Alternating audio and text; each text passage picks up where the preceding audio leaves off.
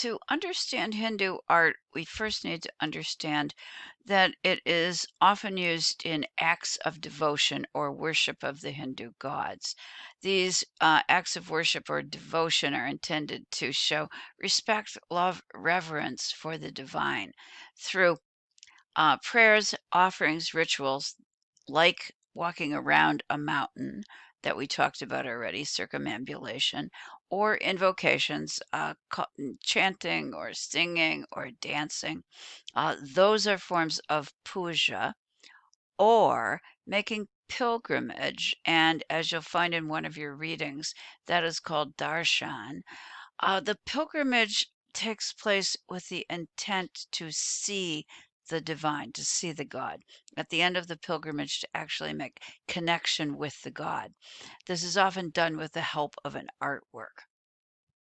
The devotion aims to make a spiritual connection with a god or goddess or spiritual manifestation of the divine. By that I mean Brahman, the universal, the sense, we could also say the reality of all things, manifests himself or itself in the forms of all of those Hindu divine beings. Those are the deities that we attempt to connect with because Brahman himself is simply too hard to grasp. He's too much beyond our capabilities. We want to see the gods, and that can happen through the use of images or symbols that allow the divine to be made comprehensible for us. The images give shapes to the unseen.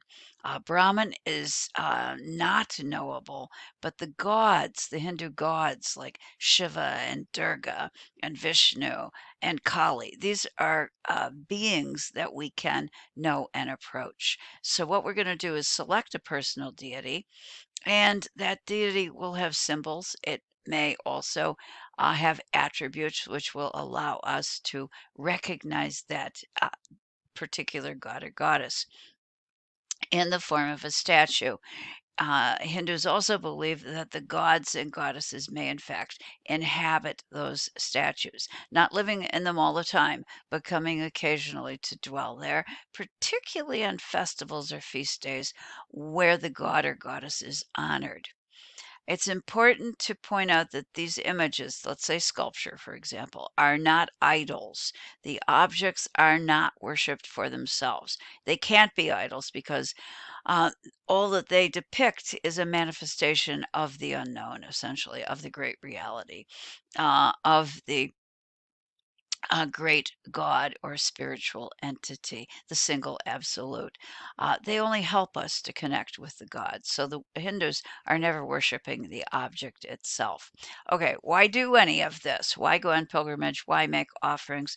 Well, we do it because it's going to give us merit, and merit is going to help to improve our karma, which over time, over perhaps lifetimes, will allow us to seek release. That's the word moksha, or the end of samsara. In order for a work of art to actually be inhabited by a Hindu divine being, it has to be pleasing to that divinity. So it has to follow the rules. Often the artist will meditate before working on his creation in order to become attuned to the particular divinity that he or she is depicting. The work of art must follow the rules. That means the proper attributes must be included, as well as the proper proportions that would be acceptable to the god. In addition to that, Mr. O'Reilly talks about rasa, R-A-S-A, good works of art, or I should say successful works of art that would encourage a divine being to inhabit them. Will have rasa, will have the ability to allow you to connect directly through to the divine by having a sense of the divine, by having a flavor of the divine, as Mr. Riley would say, or a quote unquote taste of the divine. Before looking at anything in O'Reilly, let me just say something general about Hindu art that depicts the divine beings. One is, as you look at these divine figures, you're going to discover that they have multiples. By multiples, I mean usually multiple arms. Okay, why? Well, it suggests their powers and their ability to reach out and encounter events in our world and make change. It also allows the artist to incorporate a series of attributes. Attributes are basically symbols that help us to identify individuals. So, for example, if we go to the one on the right, the far right, and what we're looking at is the Hindu cosmic triad, and that consists of Brahman, who's on the left. This figure right here is Brahman. He's the creator. Vishnu's in the center. He is the preserver, and Shiva is the destroyer. And I have slash creator. We're going to see his role as destroyer shortly. So, how can we recognize these folks? Well, uh, if they are created perfectly, following the correct proportions and the attributes, it will be easy because each of the gods has different characteristics and different attributes. The easiest for me to point out for the great god Shiva is his trident. And that is this kind of three-pronged weapon that Shiva holds. That's one of his most identifying features. For the figure of Vishnu, his conch shell would be an equivalent type of attribute. So all of these divine beings have multiple arms suggesting strength, power, and authority. And those multiple arms have hands that can hold attributes. In addition to that, you'll find sometimes multiples in the heads. That too is often symbolic in nature. The image of Brahma on the left, located right over here, has four heads. That is a reference to the fact that it is Brahma who helped to release to human beings the Vedas. Through their taking of Soma, they could connect with Brahma, who could share with them the great truths, essentially, of the universe. There are four Vedas, so Brahma has four heads. In addition to that, these figures all also express mudras. A mudra, again, is a symbolic hand gesture, and I want to take a moment just to point out the most common one. You will see it in Hindu art, you will see it in Buddhist art. It is this image right here on all of our figures in the triad, and this is the mudra that indicates have no fear. It allows the viewer to know that the god or goddess showing this mudra cares about them, will take care of them, and means them no harm. In addition to that, often colors help us to interpret which divine being we are looking at. Most commonly, the color that would be used would be the color blue, and that is particularly associated with the god Vishnu. And I'm hoping you can see the blue coloration of his skin, but also of his face in the center. It appears here commonly in images of Vishnu. Vishnu himself has multiple manifestations or avatars. And among those, the one I think of most frequently who might be depicted as blue would be Krishna. So there are manifestations of Vishnu, those two may be blue. Okay, why blue? It's a nice color, it's a calming color, but it also has a particularly symbolic meaning. It does convey his divine nature, and if you think of the possible sources, especially the sky and the waters, you might understand that it conveys qualities of life sustaining and expansiveness, or essentially great strength and power overall.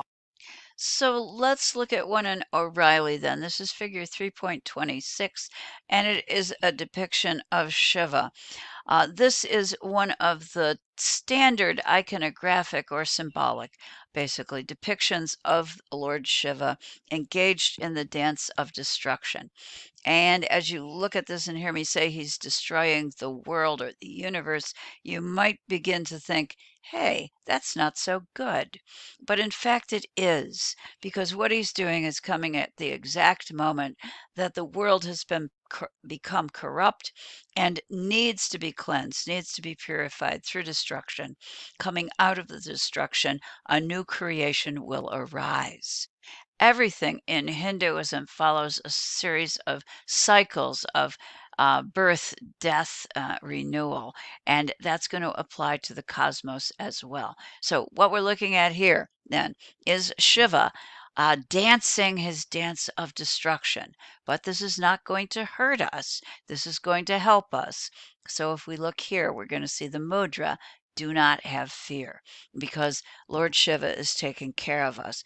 He dances in abandon, filled with cosmic energy. His hair flies out to the sides and generally captures the planets at the ends of his locks. So there's great movement, there's a great sense of dynamism as he's dancing in this circle of flames. You can see the stylized flames around the edges of the circle, and of course, fire itself is associated with purification. Lord Shiva also holds a flame in one hand, and a little bit hard to see, he holds a drum in the other. The drum is a symbol of beating out the claps of time so that Lord Shiva will know when it is important to go into his dance of destruction. The other hand, right here, is another mudra indicating that he is making the act of destruction begin. It's a kind of gesture saying, make it so, let it start. Kneel before me, accept this, and let the act begin and go forward. Shiva's body continues the Indian tradition of making figures that are curving and very fluid and rhythmic and suggesting flux and change. The surfaces are rounded. There's absolutely no interest whatsoever in studying the internal anatomy of the bone structure. That doesn't matter to the artist. It is not then a naturalistic work of art, but it is intended to convey the essence of the divine being. It's filled with dynamism that is reflective of the nature of Hinduism itself, which is constantly changing. People are being born, living, and dying and being reborn again, just as the cosmos is. So there's a constant sense of change, of dynamic movement, and of cosmic energy. And that's conveyed pretty easily in the moving forms of Hindu sculpture. This is another example, Shiva the Destroyer. This exists in a number of different forms, and it will be easy, I'm pretty sure, for you to find some of these in museums as well. This is maybe a little bit easier to see. I've got a detail up here. This is the drum, and the drum, I think, is being held over here. We have, again, the have no fear gesture that is being conveyed. These are two different variations, and the mudra, again, at the bottom, have no fear. I would like you to see that the Lord Shiva dances on a lotus pedestal. We've already seen a lotus throne. Why lotus? Lotus appears throughout Hindu images. It will also reemerge in Buddhist images. The lotus is a flower that roots in the muck. Its stem comes up through the water, and its flower emerges at the top of the water in purified form. It also opens and closes with the sun, consequently referencing the cycles of change and of birth, death, and rebirth. So it's the perfect symbol that embraces the basic ideas of Hinduism. This is a closer look at one of these examples, and I would like you to see that although Shiva's body is in motion, in flux, in change, his face is calm. There's a sense of detachment. He's doing what needs to be done. He's taking care of us without worry. You can also see a detail of the flame that is held in one of Shiva's hands. And this shows a side view. Literally, the figure moves in space. You might be wondering what's below his foot. He is trampling a dwarf like creature that represents ignorance and illusion that Shiva is stamping out as he improves, restores, and purifies our world for us.